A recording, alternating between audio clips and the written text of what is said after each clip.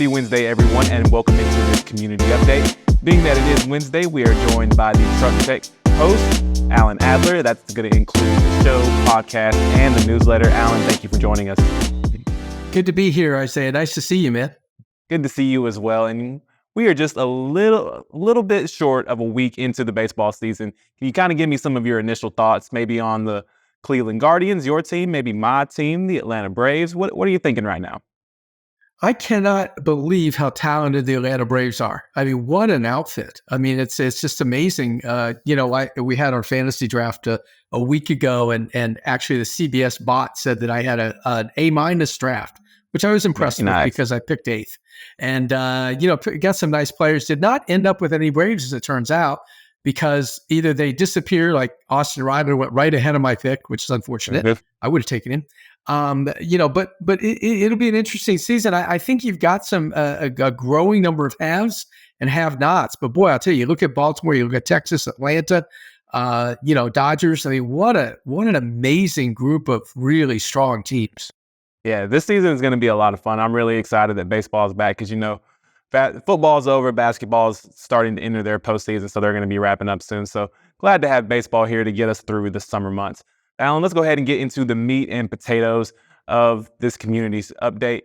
Give us a little bit of a preview of your show that's going to be coming up later today. You were in a pretty interesting location for this week's episode. What? It was old home week for me, Isaiah, because I used to work there, actually, in the fuel cell area at General Motors. Left there probably 7 years ago. And Charlie Freeze, he's our guest today on the show, is somebody I'm very familiar with. I supported him twice during my GM career. And he has been around both diesel and fuel cells for a really long time. He started out at the old Detroit Diesel, which is now known as Detroit. It's part of Daimler Truck. But Charlie's been at GM for a long time. He's been overseeing the fuel cell space for quite a few years. And now the reason we went to visit, one is it's a very cool lab, and we got an opportunity to spend some time in there, have Charlie take us through what's going on and what they're working on. But they've also made a number of announcements at GM that really affect the commercial trucking space. Deals that they've made with Autocar, which makes a lot of really heavy, kind of severe service vehicles, trash trucks and things like that. Fuel cell work with them, with Komatsu, the big off-road, off-highway construction equipment. And then more recently, through the Super Truck 3 program that the Department of Energy co-funds, they're working on utility trucks to run on fuel cells. So plenty of reason to go visit GM, and it was really a neat opportunity to be in there. So I think the show today ought to be a lot of fun for people if you can watch it visually. I'm not sure how well it's going to translate to audio, but go ahead and give it a listen if you want to go that route. But real happy with the show. Should be a good one today. If you want to check out that show, make sure that you can do that on all of our social media pages tomorrow at 3 p.m. or today at 3 p.m., and also it will be on FreightWaves.com on our little sidebar. Alan, I want to switch things over to the newsletter, and there's more drama right now surrounding Nikola. We know that Trevor Milton was recently sentenced to 4 years in prison for fraud, and now there's another lawsuit against him. Can you give us the latest on that situation? Yeah, he's not going away quietly, is he? Obviously, he's appealing his sentence, and so no surrender date there. But yeah, Nikola has gotten quite aggressive now with Milton. They filed for a temporary restraining order stopping Milton from moving the shares that he has in the company to other places because he has kind of stiffed them on paying a $167 million arbitration agreement settlement that the company won against him last year. Now the company says he's been moving his stock and giving it out to different people and things like that. So there's no way for him to pay them. So they sought and failed to get a temporary restraining order, but there is discovery actually later today that that Trevor Milton's people have been ordered to provide why 37 million shares got moved in a 2-week period in February. So there's that. And then in an 8K that was just filed yesterday, Nikola is saying that they sold a couple of sort of Milton's pet projects. One was called the Badger, a pickup truck, which never really existed, by the way. There were a couple of prototypes, but there was never really a truck. But that was going to be something they were going to do at General Motors at one time a few years ago. and never came to pass. And it basically sort of a phantom, really. But the IP that there is for that got sold. Nikola sold it to a group of people, and the part of the deal was you won't work with Trevor Milton. You won't let him back in, and Nikola is now saying that they're going to have to sue to stop that, because at least from a social media perspective, there's all kinds of tie-ups between this group and Milton, including Milton nominating 5 of them for the board of directors in June. And Nikola even goes so far as to allege in the other lawsuit that maybe they're being paid off with stock to they're paying certain shareholders to vote in favor of this slate of candidates. So it's really a soap opera, and it has been for a long time. On the positive side of Nikola, though, we are seeing now the first returns of the recalled vehicles from last year. These were 209 battery electric trucks that they recalled because of battery fires. They've got some of these going back to customers now, and they're on track to have that done by either the end of the next quarter, second quarter, or the beginning of the third quarter. Still don't know who's provided the batteries for these trucks.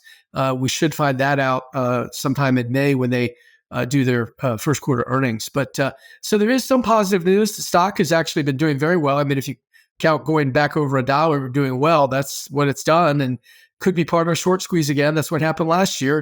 Got bid way up, and then a lot of short positions had to cover their stakes, and then the stock fell back down in value. It is really a distressed stock, though, in terms of anything to invest in right now.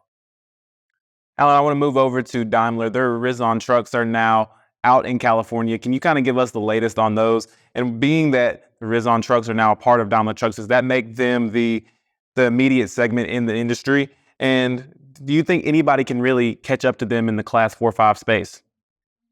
Well, there's really only one that could. They are the only player right now. These are trucks that are being imported from Japan, Class 4 and 5 chassis cabs are mostly being turned into box trucks, but you can do a lot of things with them. They are being sold through Velocity EV, which is a sort of a spin out of Velocity Truck Centers, which is one of the largest truck sellers in the country, and tied in very closely with Daimler. I had an opportunity to talk to Alex Votes, who is the general manager, about what the prospects for the Rizon are. He sees low thousands of vehicles, in the coming years. The only real competitor in this particular space would be Isuzu. They do not have their electric version of their Class 4 and 5 truck out yet, but they are working with Cummins to get there. That might come yet this year. But for right now, Daimler now has sort of got the waterfront covered in terms of electric trucks. Not down at the very low end, not the light vehicle end, but really from Class 4 and then 4 and 5, and then Class 6 they've got with the EM2, and then of course Class 8 is the E-Cascadia. So they really have a pretty broad stripe of electric trucks out there, and have got the market covered pretty well. They of course are the market leader in all truck sales, and so having all of these in position is a pretty good place to be. Even though we've seen a slowdown in the take rate for electric trucks, in part because the advanced clean fleet rule in California has been delayed for commercial truckers. That municipalities still have to meet that percentage of vehicles being electric. That legislation or that regulation is not going away. It's just delayed right now. But I think Daimler is going to be in pretty good position to meet a lot of that early demand. Alan, it's a pleasure as always to have you on. If people want to tune in to the podcast, the show, or the newsletter, how can they do that? Okay, 3:00 Eastern today. The show with GM and out of Pontiac, Michigan, will stream at 3 p.m. today, and then it'll live up on YouTube, the FreightWaves channel under shows, and then Truck Tech. There's a playlist there. It'll join the playlist. And then the newsletter will post and be emailed for those who subscribe at 11:00 Eastern on Friday. And that's a good thing. You certainly can join our subscriber list by going to freightwaves.com and going under newsletters and then opting in there. And then, of course, it does appear on the website around the same time as it's emailed. Alan, before I let you go, there's one question I want to ask you. We got the men's and women's Final Fours coming up and the championship games coming up this weekend Who do you think are going to come out on top from both the men's and the women's side? I'm going to start with the women's, Isaiah. I was so impressed. What did Caitlin Clark at what is it, 41 points last night? Yeah, 41 points. She's astounding. She is astounding. She is. And I know Connecticut has sort of the dibs on winning this tournament because that's what they do. But goodness, I mean, Iowa would certainly, you could ride one person to a championship, and there she is. I don't know enough about the men's. I guess, a lot of chalk brackets this year, except for North Carolina State. What's an 11 seed? Is that right? That would be kind of fun. An 11 seed. I'm old enough to remember Jim Cinderella with them being so low, though? What's that? Can you consider them a Cinderella being an 11 seed, even though they're from a Power 5 conference? No, you can't. But here's the thing. I'm old enough to remember Jimmy Valvano and the team that, I think they beat Phi Sigma Gamma. I can't remember, 83? Yeah, 1983. It was. Yeah. 1983. And then they had won one previously in 74, I believe. Is that 75. Right? Okay. Yeah. I'm just not, I didn't even do a bracket this year because I was focused on baseball. But honestly, NC State, that would be kind of fun to win it, to see that. It would be a lot of fun to see a team that's ranked or has such a low seeding become a champion. But Alan, I agree with that one. Thank you so much again for joining us today. All right, great. Good. Yeah, have a great week. You too.